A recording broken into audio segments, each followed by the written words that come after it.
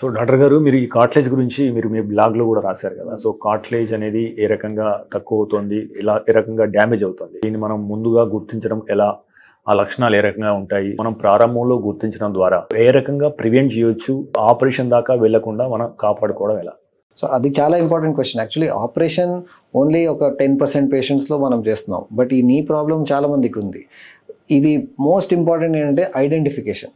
So మనకి ఇది problem start అయింది, ఇది అక్నాలెడ్జ్ చేసి అది మనం దానికోసం హెల్ప్ తీసుకోవడం ఇస్ ద ఫస్ట్ థింగ్. ఎందుకంటే నేను చెప్పిన ఇప్పుడే 4 స్టేజెస్ ఉన్నాయి, 1, 2, 3, 4. ఇప్పుడు ఫస్ట్ స్టేజ్లోనే మనకి ఒక ఐడియా వస్తే ఆ స్టేజ్లోనే మనం డాక్టర్ దగ్గరికి వెళ్తే కరెక్టివ్ మెజర్స్ మనం తీసుకోవచ్చు. It's as simple as this. Reversal మధ్య అవ్వదు. సో స్టేజ్ 1 నుంచి స్టేజ్ 2, స్టేజ్ 2 నుంచి స్టేజ్ 3 ప్రోగ్రెషన్ అవుతుంది. రివర్సల్ 3 నుంచి 2, 2 నుంచి 1 మళ్ళీ రివర్స్ అవ్వదు. సో ఇమాజిన్ మీరు లేట్ స్టేజ్కి వస్తే, కొంతమంది డైరెక్ట్ 4th స్టేజ్కే వస్తారు, డైరెక్ట్ ఆపరేషన్ స్టేజ్కే వస్తారు మా దగ్గరికి.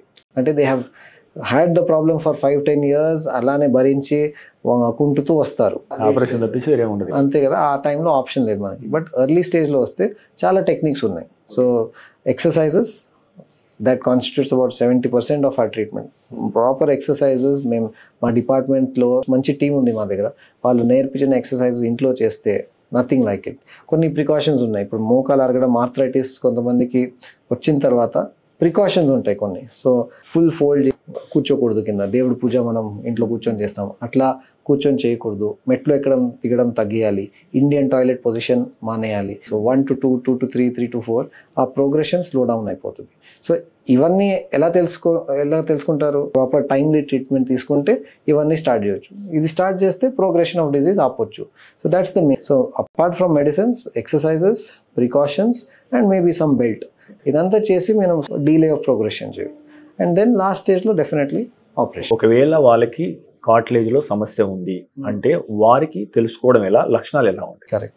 So first thing is occasional knee pain start అవుతుంది. ఒకేజనల్ నీ పెయిన్ అంటే నార్మల్ స్టాండింగ్ వాకింగ్లో రాదు, but prolonged, suppose ½ an hour మీరు ఇంట్లో వంట చేసిన తర్వాత ఒక పెయిన్ స్టార్ట్ అవుతుంది. టిపికలీ మనం ఇప్పుడు 2 legs ఇలా ఉంటాయి కదా, ఇది సపోజ్ రైట్ లెగ్, ఇన్నర్ సైడ్లో రైట్ లెగ్ ఇక్కడ స్టార్ట్ అవుతుంది ఆ పెయిన్. ఇప్పుడు ఎక్కువ అవుతుంది స్టేర్ క్లైంబింగ్లో, స్టెప్స్ ఎక్కినప్పుడు, దిగినప్పుడు, లేకపోతే చైర్ నుంచి ఎక్కేటప్పుడు, దిగేటప్పుడు.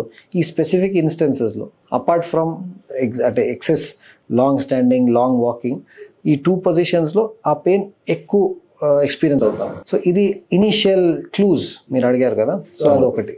సెకండ్ ఏంటంటే, ఇప్పుడు సపోజ్ అదే పెయిన్ ఫస్ట్ ½ an hourలో వచ్చే వాళ్ళని పెయిన్ ఇప్పుడు మెల్లిమెల్లిగా 15 minutes, 10 minutesలోనే వచ్చేస్తుందంటే that means it is progressing. So అది కూడా మనం నోటీస్ చేయాలి. ఫ్రీక్వెన్సీ పెరుగుతుందా, మ్యాగ్నిట్యూడ్ పెరుగుతుందా, ఇంటెన్సిటీ. సపోజ్ మీరు నన్ను అడిగితే అవుట్ ఆఫ్ 10 3 ఉంది, ఒక 6 months తర్వాత 3 నుంచి 6 out of 10కి వెళ్ళిందంటే ఎస్, దట్ ఈస్ మ్యాగ్నిట్యూడ్ పెరుగుతుంది, ఫ్రీక్వెన్సీ పెరుగుతుంది. సో ఈ first couple of months, couple of ఫేజెస్లో, 2-3 phases ఇట్లా పెరుగుతుంది ప్రాబ్లం.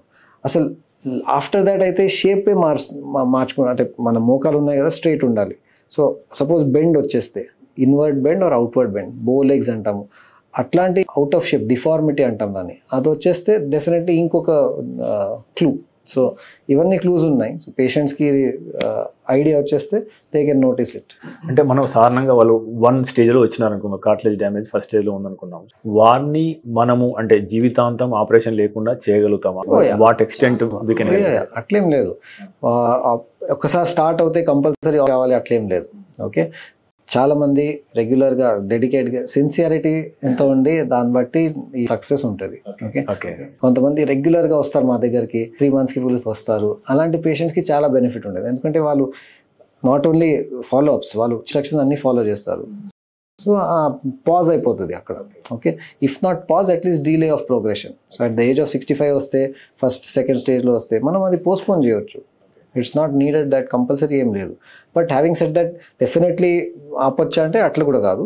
ఇది ఒక మల్టీఫ్యాక్టోరియల్ అంటాము. అంటే not just doctor, not just medicines, but వేరే ఫ్యాక్టర్స్ చాలా ఉంటుంది. Familial tendency, genetic tendency, weight, obesity, previous history of injury, ఇవన్నీ ఫ్యాక్టర్స్ చాలా ఉంటాయి. ఇవన్నీ ఉంటే ఆ ప్రోగ్రెషన్ ఫాస్టర్ అవుతాయి. మీరు తీసుకునే అదే మందులు, అదే నాణ్యమైన మందులు, కానీ సగం ధరకే. అవును, మెడ్ ప్లస్ బ్రాండ్స్ పై 50 to 80% తగ్గింపు.